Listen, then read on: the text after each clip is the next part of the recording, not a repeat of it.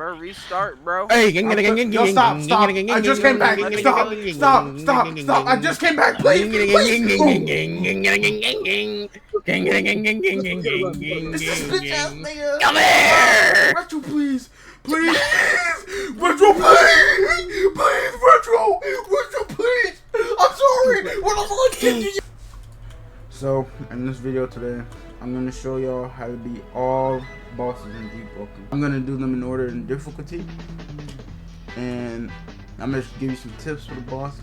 Things I recommend to make the boss easier so you can easily farm these bosses for things you need. And also, we'll be telling y'all the drops. I'll give y'all the drops for the bosses so y'all can go farm these for whatever you need. Thank y'all for all the support. I just want to throw that out there. And I'm going to be doing a giveaway in my server. The server's going to be in the description. I'm going to be giving away 100 plus HP kit, and I'm going to be giving away Imperial staff. So join the Discord and enter the giveaway, and I got you guys. Go crazy! Go stupid! Go crazy! Go stupid! Kaido, you can find him in 2 different ways, both having to be inside of water. One is the bubbles that randomly spawn inside the water. These bubbles can either spawn Kaido or lionfish, rarely spawning Kaido. The second way you can spawn Kaido is through the Arty manifestation. This directly spawns Kaido as long as you are in the void sea. The easiest boss because he literally can't hit you if you're doing it right. I recommend running Gluttony because your food's going to drain the water, or going an inch for damage multiplier, and bring us some food because you will starve to death inside of the water. If you're also doing Kaido for ordering, make sure you wait because it takes a minute to come to you. So stay near the water where you kill Kaido and don't log from the game, because then you won't get your order. All Kaido drops is Petra's, his tooth, which gives you his dragon breath as a mantra if you do the quest inside the layer 2. He also drops Brilliant Cape, anklets are awesome, worm tooth, and some trash armor. SpongeBob, I see him! Where is he, Patrick? At the intersection of Conch and Coral. That's where I am. He's right on top of me, but I can't see him. What's he doing? He's just standing there, menacingly! Next, we got Ferryman.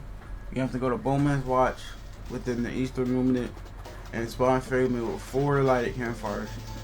Once you're in Ferryman, you have to talk to him and make a deal with him to start the fight. During the fight, he has 2 stages. His first stage, he has 3 moves, which is the lightning rushes, lightning strikes, and lightning cloaks. For the rushes, you need to parry all of them. For the strikes, you just want to run and hit the Ferryman so the strikes can't hurt you. They gives you iframes. And then for the clones, I recommend just waiting for him to do a new move because he just TPs away. But the clones have 1 HP, so when they come towards you, just hit them once and they'll disappear. He also TPs if you get close to him or try to M1 him at certain times. Like when you fail to parry one of his rushes. Out of 3 of his rushes, if you fail to parry one of them, he will TP away. Also, after he's done doing a move, he will TP away when you get too close. His second stage, all his stuff gets faster, but he loses the clones for a new move. The new move is like a volley of grand javelins that do ton of damage. I would also recommend to wait for another move while he's doing the javelins, because just like the clones, he will TP fast as soon as you get near him after he's done with the move. Ferryman always drops 5 chests that have random loot, mainly being rings, but he also can drop crit blades. He also drops deep gems inside of the chest. There are different seasons. He drops different things when you talk to him. When you do Ferryman, he spawns back in the middle where he first started. And you can talk to him and he gives you drops. For different seasons, like spring, he gives knowledge. He gives 1 knowledge every time you talk to him, after every Ferryman. In summer, he gives a chest and random stuff in it, which mainly comes with earrings. In autumn, he gives a Ferryman cloak. And finally, in winter, if you're doing him for the first time, he gives you a cruelin knife. And when you're doing him again, or for the second time, he spawns a Elita chest, which Elita is the girl at Mini that you do like a quest for. And it drops what Elita drops, of course. The f*** you say to me, you little shit! Coming up next, Primadon. You have to make your way to Monkey Paw inside of it. It's illuminate. Once you're there, you have to sacrifice Mob the loot to the campfire to wake up Primadon. Once he's awake, you can finally find him. He's also, just like Ferryman, has 2 different stages. His first stage is the one he spawns with, and he does 5 different things. The first thing he does, he could just toss 3 different rocks that he digs up at you. He digs the rocks up at the ground, he throws them when you are in 9 range to hit you. He also has a different variant of the rocks where if you're M1ing him, he'll randomly just jump and throw the rocks out at you. The next move he has is his stomp. He'll do 2 different stomps and over each leg. With his right leg, he does 1 stomp and that's it. That's 1 attack. And then another one with his left leg, he does 3 different stomps as a whole attack. So 1, 2, 3. He has a kick move that is just like Shark's kick. You have to dodge it, but it doesn't have like the indicator of the Shark's kick. And if you don't dodge it, it's in fun. Then he has a grab move when you're just in range for the attack, and he will throw you away if you don't dodge it. Then finally he has a punch move. Whenever you are above his feet, so he can't stomp you, he'll punch you. Or whenever you're in water, he'll punch instead of stomp. Then the second mode is range mode, where all the moves are faster. One tip I'll give you is when he's in rage mode, if you're rocking a heavy weapon, only swing once after he hits you. Ferryman is also very ping dependent because you're mostly going to be parrying, finding yourself before. Also, to follow up with a lot of parrying parts, you should run the entrant problem stone. So when you're parrying, you do damage in return. Ferryman drops good loot. His loot consistently being good boots, helmets, and good kicks. After all that, we got Duke. You have to start the Duke quest at Ethiron before starting DukeErisa. He has his own little secluded area where, by Burning Stone Gardens, where the golem spawn. Duke has a total of 7 moves, and Duke is another one of those bosses with 2 stages. His first stage being a parry phase where this bubble of gale around him, it auto parries all incoming attacks. The second phase is after you break the parry bubble, and you can finally start damaging him. Starting with his first move being his grab combo, where he throws bubble of gale that is parryable and looks like the parry bubble, but he uses it to trap you and pick you up and then throw it. Next he has a parryable gale spear kind of, where he like throws it down at you. He goes up in the air first and then it does some damage in the garbage, but it is parryable. Another move he has is like KaidoCheese, which is a move that you can get if you're Gale, but it does more damage, longer range, and you can parry and dodge it, but you can't block it. Duke originated the move, and pretty much you just have to beat Duke once and have 50 or more Gale. After that, he has a strong left type of move, but he TPs with it. It's a parryable and dodgeable move, but not blockable as it will guard break. All those moves can be used within the first stage and the second stage. And these moves that I'm coming up off next will not be used in the first stage. Next move we got is his counter, where he uses the parry bubble from stage 1 to block any attack once and send you flying away from it. You just want to wait it out because the counter only lasts so long. Then he can summon some mindless servants. I didn't even know that was the name, but they're just HP packs. And finally he has one rare move that he barely uses, which is like a Gale Bomb. He sends it flying towards you, but it is parryable and you can jog out the way. One tip I give a Duke is to be patient and make sure to wait out the attacks and have some thought behind you attacking Duke. Especially when you're low level or you're not maxed, you should definitely be patient because Duke can be very punishing.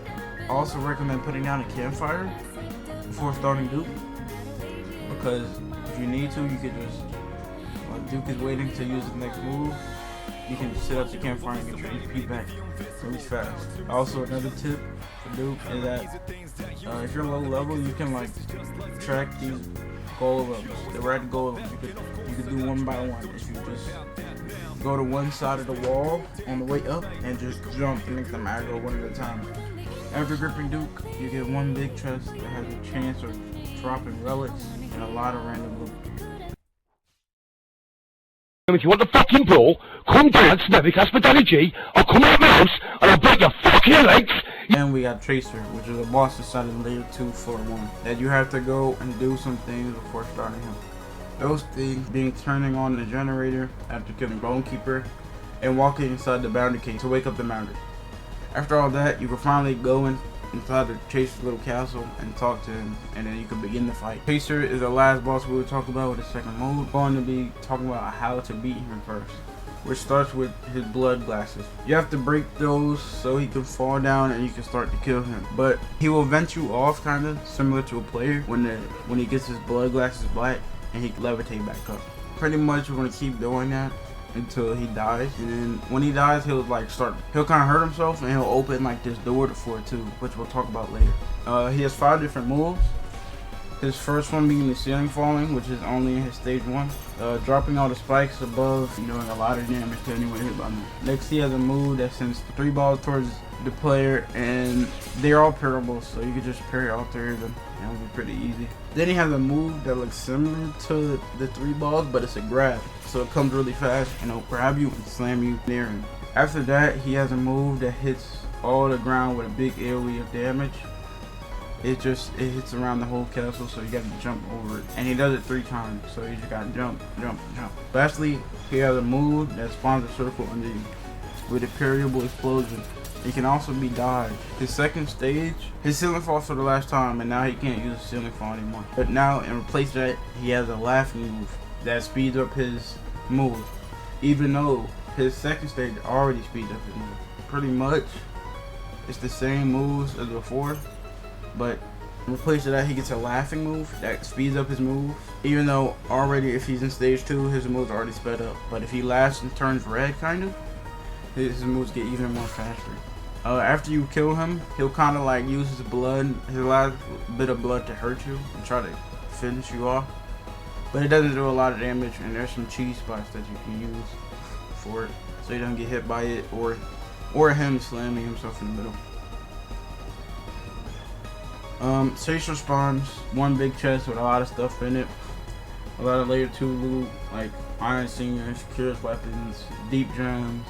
He also drops some earrings, like moonlit earrings, and some good capes sometimes. He also has some rare drops like Sender's Ash, and he drops his own little thing called the Bloodforce Crown, which is a cool helmet. Sing, sing, sing, sing, sing, sing, sing! Why? Is that in the game? Now we got Maestro. You have to do a lot to start Maestro, but to put it simple, you have to have Ally Plus for Ethiron. You have to do the Duke quest, and you also have to do the Yellowstone quest with the Gojo brothers. Then you can finally go back and start Maestro. When you're Maestro, just like Ferryman, you have to start a spar with him.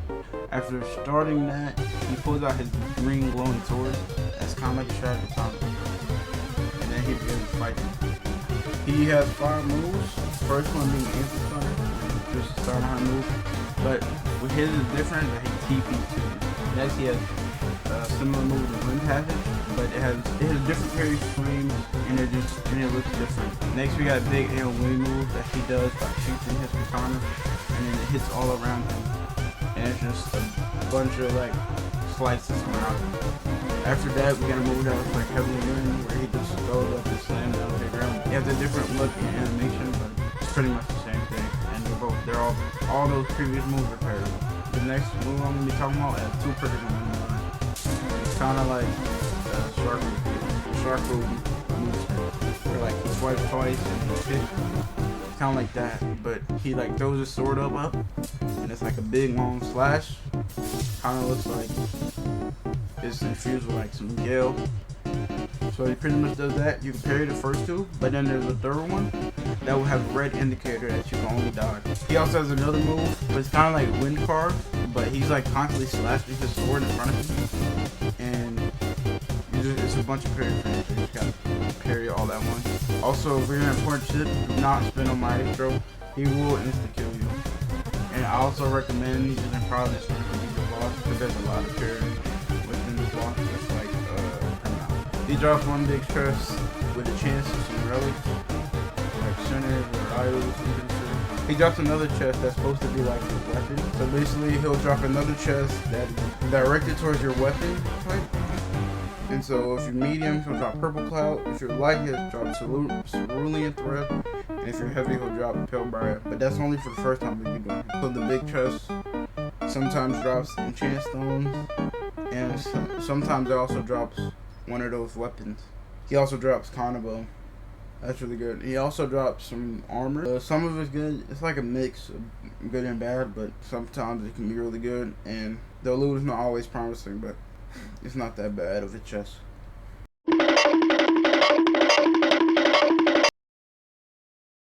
Lastly, we got Ethiron. You have to go to floor 2 after doing Chaser. Like I said, in Chaser, he opens this gate to floor 2. After you get to floor 2, then you have to activate the lanterns around the city and go summon Ethiron. Ethiron has a total of 7 moves, 3 involving bones, and 2 passives, which are spikes below you that randomly spawn whenever Ethiron's not locked in.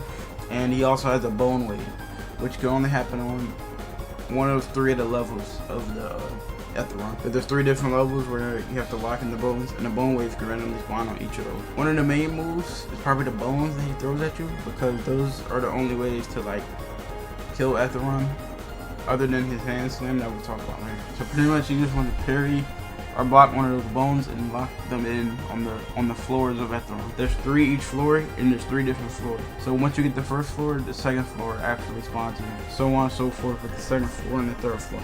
After those moves, we'll talk about, it's like I said earlier, he has the hand slam, which you can parry it, and then you can hit him back, kind of like a double-edged sword for Ethiron. Because he can either hit you or he can get parried or get hit. Next he has kind of like a blinding orb parable. It's like a purple ball, but it'll like block your vision for a little bit. And then he has a beam move that is fully parable and has some auto parry frame. You just spam F as soon as it hits you. And then finally he has his ultimate, which his ultimate is like this big ball of like this purple thing that he like charges up and then he throws at you, right? And does a ton of damage. But it is parryable. Some people do parry it, but I recommend dodging it because it's super easy to dodge. He drops a good chest. It's just one big chest at the door where you came in at, and it drops a bunch of cursed weapons, and it can drop legendary weapons like Curve Bladed Winds, Life's Final Toll, Grand Sudarusuke, and Railblade. It also drops some schematics and deep gems. And that's pretty much how you beat all the bosses in Deepwoken. It's pretty simple and so forth. You just gotta put in the time and learn the movesets, and then everything's easy. Promise. Please like and subscribe. I appreciate all the support y'all are showing, man. The giveaway is going to be ending this week, Tuesday afternoon. So everybody, go down in the description, click that Discord link if you got Discord. If you don't, sign up, get Discord. Discord very helpful. You can also join the Deepwoken server if you get Discord, and you can see all the new updates. So go ahead and join my Discord server and answer that giveaway so you can have a chance of winning the stuff that I'm giving out. I'm also probably gonna add something else to the giveaway, so watch out for that. It's gonna be multiple winners.